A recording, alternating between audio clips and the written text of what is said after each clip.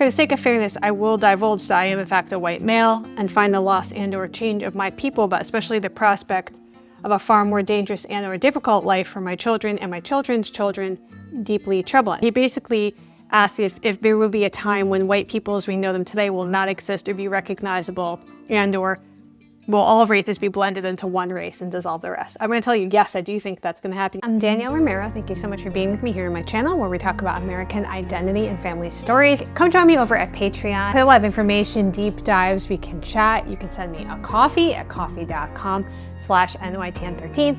I don't take sponsors on my channel, but I did find out that I can do affiliate stuff with Rakuten, who I love. You can get cash back on literally anything you buy, including upgrading your Ancestry.com subscription.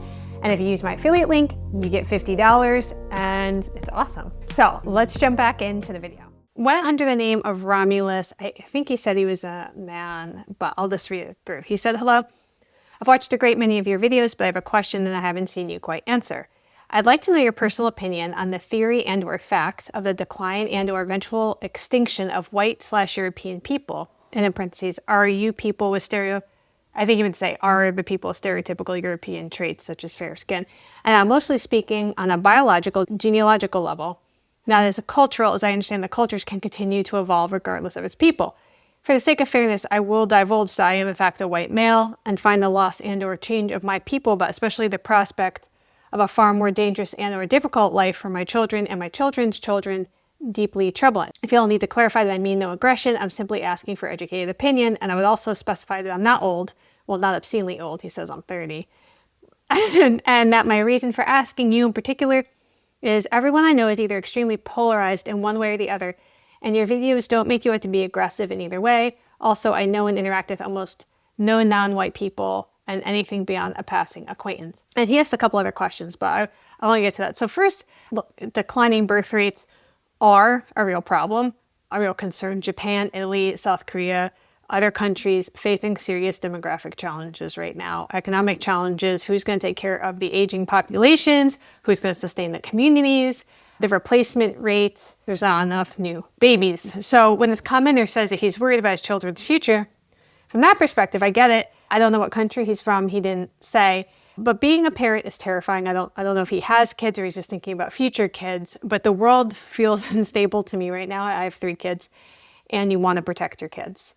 And thoughtful people, even if they don't have kids but plan to, might, be thinking this way too, right? But I think we need to look at what the actual fear is.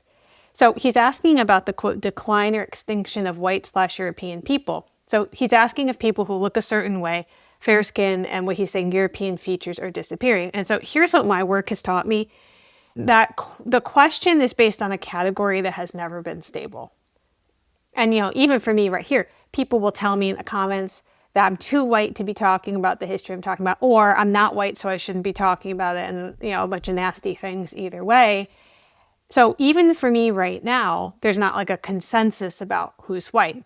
You guys can't even agree on that, right? We can't even agree. So when we're talking about the extinction of white people, I have to ask, which definition are we using? Are we using the 1850 definition, the 1920 definition, the one from Virginia, the one from Louisiana, after 1983? Because before 1983, there was the one-drop rule that was the legal rule. If you had one black ancestor, you're considered black. So we have to decide what are the parameters here. So if he's just going by how people look, and I want to get to that too, but those categories themselves are not biological facts. These are legal terms. White is a legal term, black is a legal term, the other colors to a lesser extent, but in America, white and black, these are legal terms. And they've changed constantly on who needed to be included or excluded, power, property, citizenship. I've done dozens and dozens of videos on Supreme Court cases about people from different countries who wanted to become naturalized citizens, but they had to prove that they were white to do so. They had to prove they were white. And we're talking people from the Middle East, people from Japan. Then there's this argument around and around who counts as white. So the only thing consistent about racial categories in America is that they've been consistently inconsistent. Okay? He mentioned the loss or change of your people, his people. So I'm not even sure if I count in this group with him right now. I'm not sure if he sees me as someone in his group or outside the group. I have traveled to other countries where people look like me. I've been to Brazil. where there are a lot of people that looked like me. But I definitely didn't feel like we were all a unified group because we looked alike, because we did not share the same culture or language or anything, right? And so an American who's in Ireland is not Irish, not the same as people from Ireland, even if they have the same color eyes, right? There's something very different. A white American going to Poland is not the same as a person who grew up in Poland, right? Color doesn't make community. Culture does. Let's say it again. Color does not make the community. Culture does. And that's actually really good news, because what is worth preserving and what you can control is your actual culture. Let's take a little detour here. Okay. So let's pretend, for the sake of argument, that I was really concerned about being perceived as white by strangers or whatever. I'm really concerned. And so maybe I base who I marry on that. Okay. So let's say I did all of that, which I didn't, but let's say I did. Okay. Here's the thing. I have 3 kids. They all came out different shades. Okay. They're all different shades. You cannot control what your kids look like. You don't know what is in your family tree. You don't know how that's gonna come out. Genetics are so weird. And so I think it's important to not get so caught up in like the approach of just like, well, they need to have this shade needs to be protected, this eye color needs to be protected. You can't even do it if you wanted to, all right? But, so what is worth preserving? Your culture, whatever that is. Maybe it's Irish culture, German culture, Polish culture, Scottish culture, Russian culture, whatever it is, that's what you teach your kids. You cook the food, teach them the language if you know it, learn it with them, celebrate the holidays, understand the history of that culture, because that's what we are responsible for as the adults in the world now. It's kind of scary. He's like, I'm not old. I'm a little old. I'm 30. I'm like, I'm turning 40. So this is the scary part of being a grown-up. We are the ones who have to be the culture bearers. We are the ones who have to carry it forward and preserve it. Culture doesn't disappear because of demographics. It disappears when we stop passing it down. And I really do believe that this focus on like white versus black is just, we're looking at the wrong issue, right? What is ironic, I think, is that the people who seem most worried about white extinction often can't tell you like what county in Ireland their family came from, or don't know how to speak the language or make the food. They can't make their grandmother's recipes. You can't lose what you've never learned to hold on to. Right? I think he's being, very kind and gracious in his questions. And he said he's worried about a more dangerous or difficult life for his children. I can tell you what will make their lives more difficult. I don't necessarily think it's that the neighbors look different than, you think they should look or whatever.